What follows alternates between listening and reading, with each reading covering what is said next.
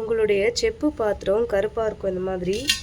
இது 10 நிமிஷத்தில் இந்த செப்பு பாத்திரத்தை பளபளன்னு ஆக்குறது எப்படின்னு நான் உங்களுக்கு ஒரு சின்ன டிப்ஸு சொல்லித்தரேன். அதை ஃபாலோ பண்ணுங்கள். எப்படின்னா, ஒரு லெமனை எடுத்து நம்ம 2ஆக கட் பண்ணிக்கணும். கட் பண்ணிவிட்டு கொஞ்சம் சால்ட் எடுத்துக்கங்க, சமையலுக்கு யூஸ் பண்ணுற சால்ட்டு. அந்த சால்ட்டை எடுத்துட்டு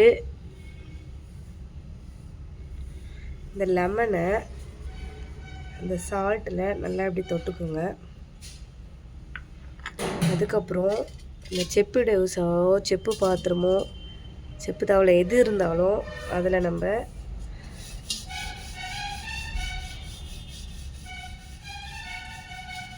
இப்படி துலக்கும்போது பாலிஷ் போட்ட மாதிரி பளபளன்னு ஆகிடும் உங்கள் செப்பு பாத்திரம். ட்ரை பண்ணி பாருங்கள். கண்டிப்பாக உங்கள் வீட்டு பாத்திரமும் இப்படி பளபளன்னு ஆகணும்னா இந்த டிப்ஸை ஃபாலோ பண்ணுங்கள். நம்ம சேனலை சப்ஸ்கிரைப் பண்ணுங்கள், லைக் பண்ணுங்கள். இதை மாதிரி பயனுள்ள வீடியோக்கள் உங்களுக்கு நோட்டிஃபிகேஷனில் வந்துகிட்டே இருக்கும். இப்போ நான் உங்களுக்கு டிஃப்ரென்ஷியேட் பண்ணி காட்டுறேன் பாருங்கள். இது துலக்கின இடம், துலக்காத இடம் பார்த்திங்கன்னா உங்களுக்கு டிஃப்ரென்ஸ் தெரியும்.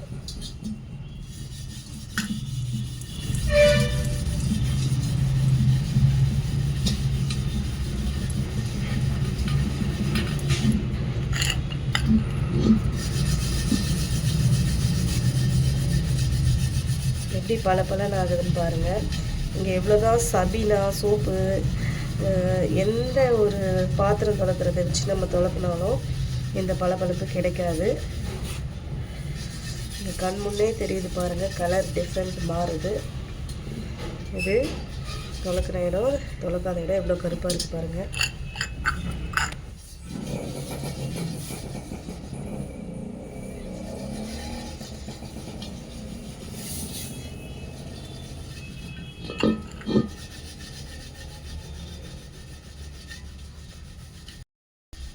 இது துலக்கி இருக்க இடம் பாருங்கள். இந்த இடத்துல வந்து துலக்கல இன்னும். இதுக்கும் டிஃப்ரென்ஸ் பாருங்கள் தெரியும். நான் ஃபுல்லாக இதை வாஷ் பண்ணிவிட்டு இந்த மாதிரி லெமனில் சால்ட் தொட்டு நீங்கள் இந்த பாத்திரம் ஃபுல்லாகவே நல்லா தேய்ச்சி துலக்கிட்டு அதுக்கப்புறம் பாருங்கள் ஃபுல் வியூ நான் உங்களுக்கு துலக்கின பிறகு காட்டுறேன்.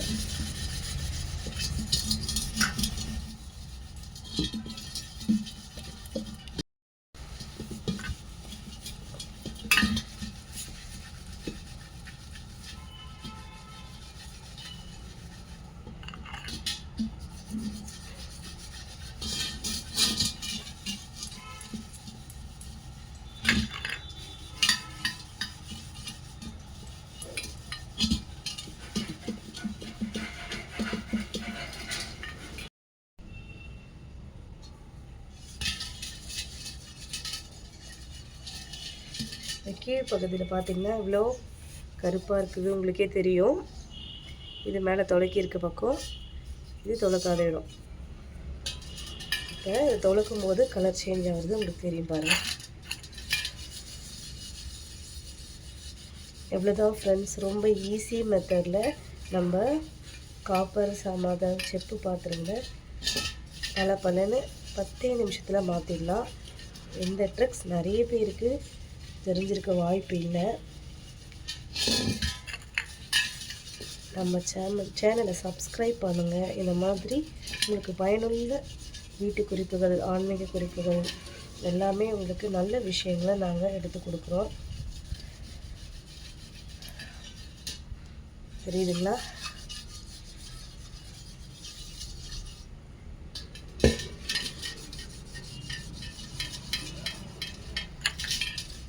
ரொம்ப அழுத்தி கூட நான் தேய்க்கல,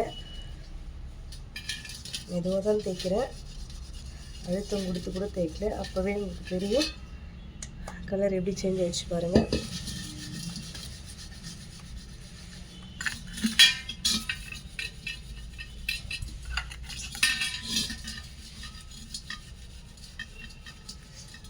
நான் பாதி எலுமிச்சை பழத்துலேயே ஒரு செப்பு தவளையை துலக்கிட்டேன்.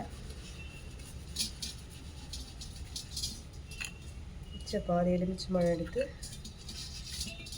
உள்ளே பாத்திரத்துக்கு உள்ளே நம்ம தொலைக்கணும். நம்ம இந்த எலுமிச்சம்பழம் உப்பு சால்ட்டு வச்சு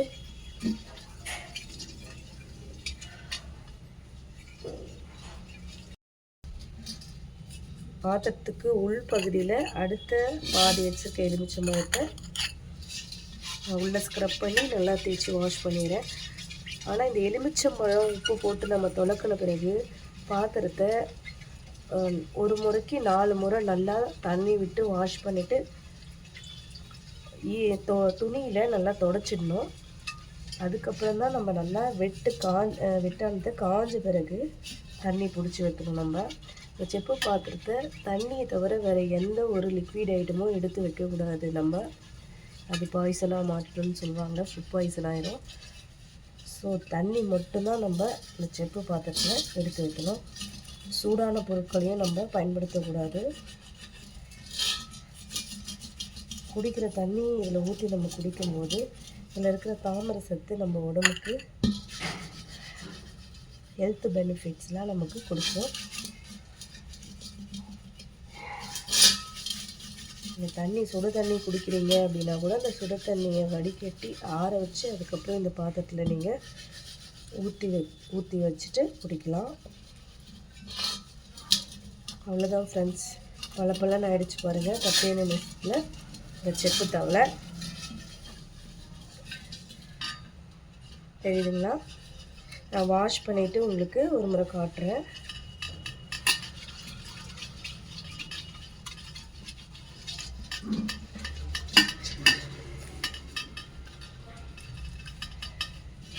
நம்ம இந்த எலுமிச்சம்பழத்தில் தொலைக்கிறதுனால தண்ணி விட்டு நல்லா அந்த புளிப்புத்தன்மை போகிற வரைக்கும் நம்ம க்ளீனாக தண்ணி ஊற்றி வாஷ் பண்ணிடணும்.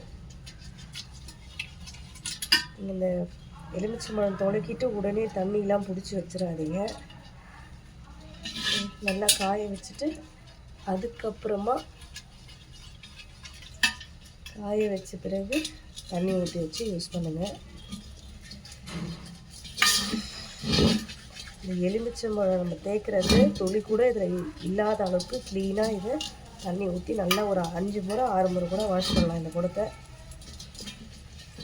இப்போ தான் இதில் எந்த கெமிக்கல் சப்ஸ்டன்ஸும் வினை புரியாது.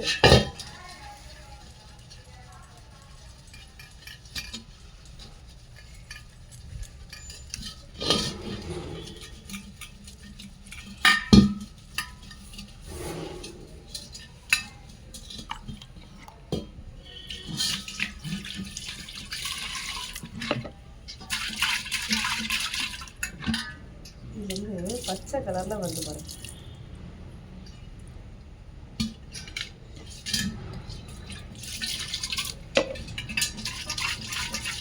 இந்த புளிப்பு தன்மை பட்டு இந்த செப்பா கூட அதனுடைய கலர் மாறி பச்சை கலர் தனியாக வருது. அதனால தான் நம்ம நல்லா சுத்தமாக தண்ணிக்கு ஒரு முறைக்கு பல முறை ஊற்றி நம்ம இதை நல்லா க்ளீனாக வாஷ் பண்ணிடணும். தெரியுதுங்களா? அப்படி பல ஆயிடுச்சு பாருங்கள். உள்ளதையும் பாருங்கள். உள்ளதம்மா இதே வந்து நான் தண்ணி ஊற்றி நல்லா ஒரு 5-6 முறைக்கு இதை சுத்தமாக வாஷ் பண்ணிவிட்டு உங்களுக்கு காட்டுறேன்.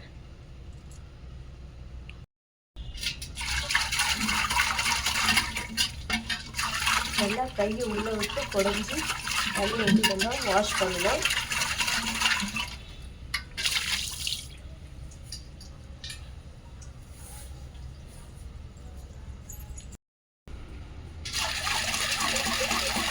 தண்ணியை குடத்துக்கு வச்சு நல்லா அப்படி கையை வச்சு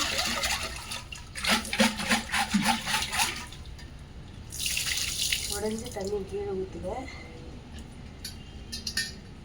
சுத்தமாகிடுச்சு. இதை நான் 5-6 முறை வாஷ் பண்ணியிருக்கேன். இப்போ இதை நம்ம தொடச்சிடலாம். தொலைக்கியாச்சு. நல்லா தொலைக்கினதுக்கப்புறம் இந்த மாதிரி ஒரு டர்க்கி டவல் இல்லை வேஸ்ட்டு காட்டன் துணி மாதிரி எடுத்துக்கோங்க.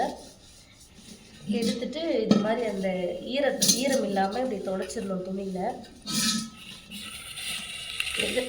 எதை நம்ம துடைக்கிறோன்னா நம்ம அப்படியே துடைக்காமல் விட்டோம்னா அதில் புள்ளியாக கருப்பாக புள்ளி விழுந்துடும் இந்த தவளையில். அதனால் நம்ம என்ன பண்ணணும், இந்த துணி வச்சு க்ளீனாக நம்ம அந்த ஈரம் இல்லாமல் தொடச்சிடணும்.